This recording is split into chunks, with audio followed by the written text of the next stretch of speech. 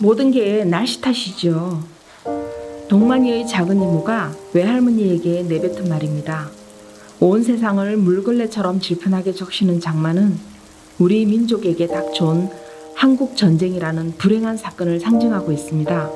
장마의 초기부터 끝나기까지 동만인에서 벌어진 일들을 통하여 결국 우리 민족의 동질감으로 전쟁의 상처와 아픔을 극복해야 한다는 것을 암시하고 있습니다. 한국문학 백선 제10이라는 윤은길의 장마입니다. 난리통의 외가는 동만이네 집으로 피난을 와서 사돈지간인 친가와 함께 살게 되었습니다.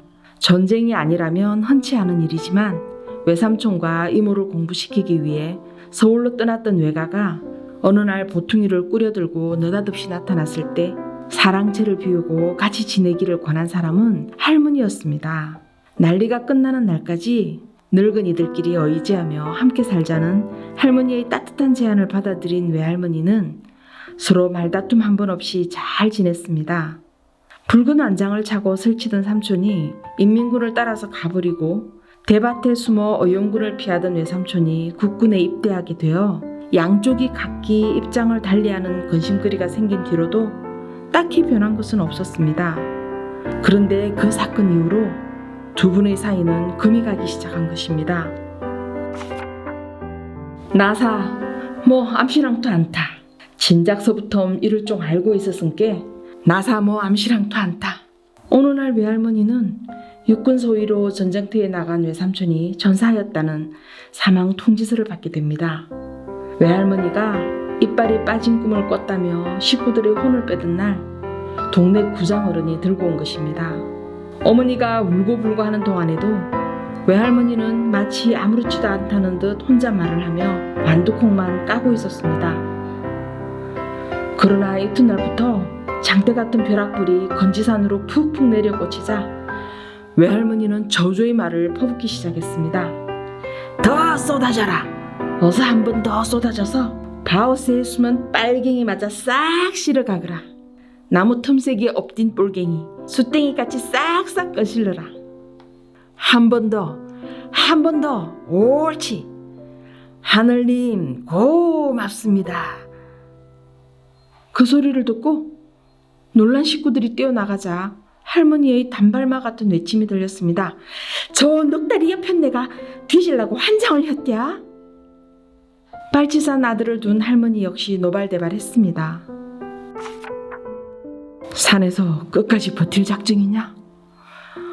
어느 새벽에 동만이는 두른두른 하는 어른들의 말소리에 잠이 깼습니다. 중무장을 한 채 얼굴이 온통 수염으로 덮인 삼촌을 가운데 놓고 친가의 모든 식구들이 모여 있었습니다. 아버지는 개죽음이라는 말을 자주 들먹였고 할머니는 남정네들 뿐인 텐디 끈인 똥마다 밥이랑 국이랑은 누가 끼리냐 라며 삼촌의 먹고 자는 일을 제일 염려하였습니다. 아버지와 고모 그리고 엄마까지 삼촌을 설득하느라고 애간장을 태웠습니다.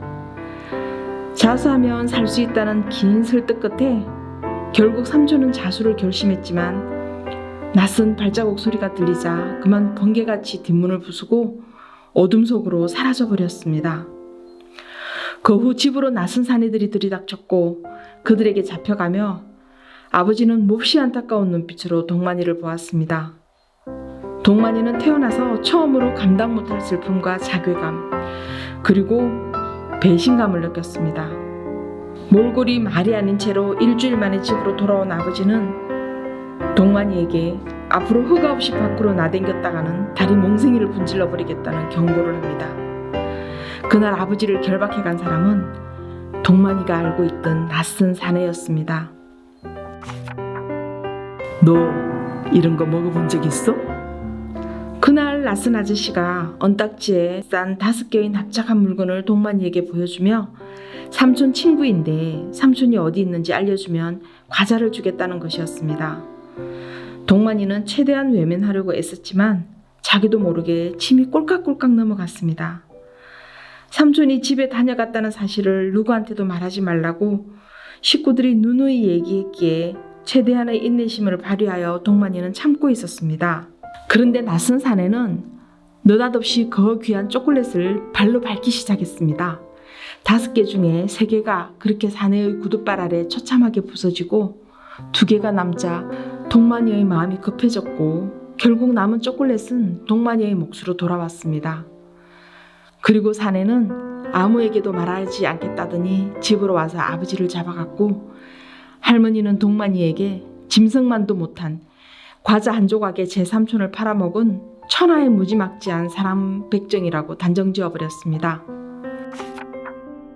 삼촌의 인민군에 대한 부역 행위는 다소 맹목적이고도 즉흥적인 선택이었다면 외삼촌의 우익 활동이나 장교 후보생 자원은 치밀한 계산과 검토를 거친 끝에 나온 결론이었습니다. 두 사람은 성격과 처지는 달랐지만 삼촌은 3살이나 아래인 외삼촌을 존경하고 대우하기까지 했습니다. 그러나 그 관계는 오래가지 않았습니다. 두 할머니의 관계도 그랬습니다. 인민군 아들을 둔 할머니와 국군 장교 아들을 둔 외할머니의 균형은 외삼촌의 전사 통지서 이후에 깨졌고 외할머니와 동만이는 묘한 연대감을 갖게 됩니다. 동만이는 삼촌을 과자 한 조각에 팔아먹었다는 죄책감을 갖고 있었다면 외할머니는 삼촌이 오던 새벽에 그 방을 훔쳐갔다는 비밀을 갖고 있었습니다. 발자국 소리에 놀라서 자수를 결심하던 삼촌이 그만 뒷문으로 뛰쳐나가 버렸던 것이지요.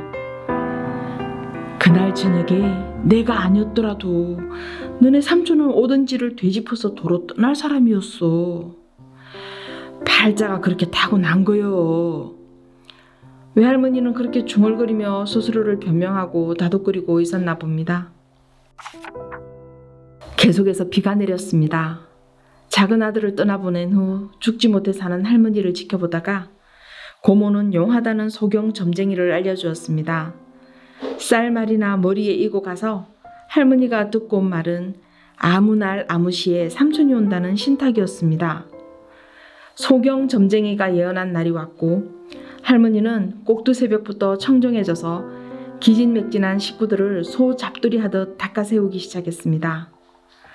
소경 점쟁이가 일러준 삼촌이 돌아올 시가 다가올 무렵 어디선가 아이들의 함성이 우우 들리기 시작했고 그 소리는 차츰 동만이네 집 쪽으로 와서 대문간 앞은 금방 소란해졌습니다.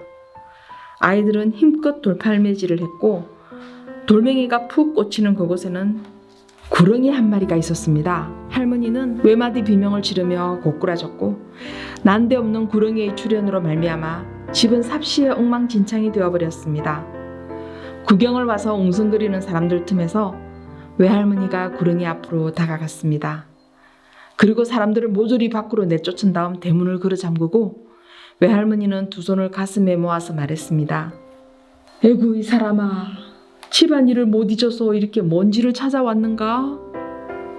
꼭 울어보채는 아이를 달래듯 말했습니다.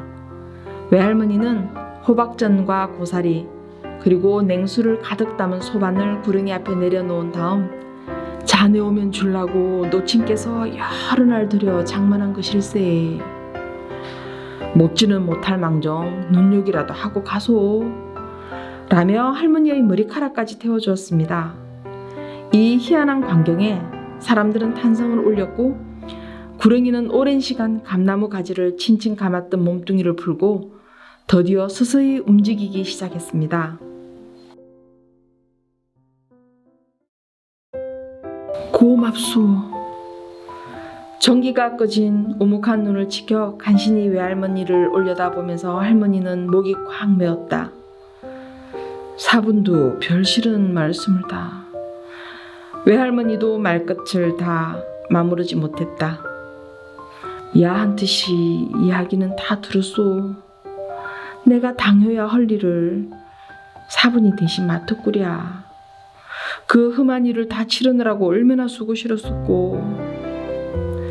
인자는 다 지나간 일이니께 그런 말씀 그만두시고 어서 마음이나 잘 추시기라오. 고맙소. 참말로 고맙구려. 할머니가 손을 내밀었다. 외할머니가 그 손을 잡았다. 손을 맞잡은 채 두 할머니는 한동안 말을 잇지 못했다.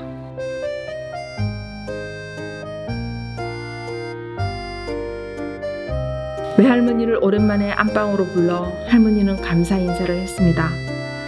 구렁이를 삼촌의 현신이라고 믿은 사람은 동네에서 할머니와 외할머니 두 사람뿐이었습니다. 민속 신앙에서 구렁이는 토주로 상징화되어 있기 때문에 꺼리는 대상이 아닌 외경시 되는 존재입니다. 마을 사람들은 믿지 않아도 두 할머니는 알고 있었습니다. 죽은 삼촌이 구렁이로 변신하여 집에 찾아와 마지막 인사를 하고 떠났다는 것을요. 탈 없이 잘 가기나 했는지 몰라라오. 할머니는 외할머니에게 먼저 입을 열어 근심을 털어놓았습니다. 그러자 외할머니도 염려 마시란께요. 지금 좀 어디 가서 편안히 그 처음시나 사분댁 터주 노릇을 퇴퇴기 하고 있을 것이오. 라며 따뜻한 대답을 내놓았습니다. 애초 두 할머니의 갈등은 삼촌과 외삼촌의 인연적 대립으로부터 시작된 것이었으나 두 할머니만이 믿고 있는 토속신앙, 즉 구렁이가 삼촌의 현신이라는 것을 매개로 화해와 갈등을 극복합니다. 이념의 대립도 우리 민족만이 가지고 있는 동질성으로 극복 가능하다는 것을 우리 민족의 보편적인 정서로 해소할 수 있음을 말하고 있습니다. 정말 지루한 장마였지요. 작가 윤은길은 장마에서 길고 고단했던 6.25 한국전쟁을 날씨 장마에 비유하며 언젠가는 장마가 끝날 것이라는 것을 암시하고 있습니다. 아울러 우리 민족의 내외적인 비극을 다루고 있으나 극적인 화해의 대안을 제시하기도 합니다. 이와 유사한 작품으로는 황순원의 학을 생각해 볼 수 있는데요. 전쟁의 비극을 우리 민족만이 가진 동질성과 인간애로 극복할 수 있으리라는 희망을 담고 있기도 합니다. 이외에도 전쟁의 참상을 다룬 기억 속의 들꽃, 왜곡된 산업화가 초래한 모순을 비판적인 시각으로 그린 9켤레의 구두로 남은 사나이, 그리고 권력의 속성에 대한 날카로운 비판의식을 풍자와 해악으로 풀어낸 완장까지 시대를 관통하며 작가는 자신의 문장으로 당대의 고민을 담아내고 있습니다. 모두 추천드리는 작품입니다. 다음 시간에 뵙겠습니다. 감사합니다.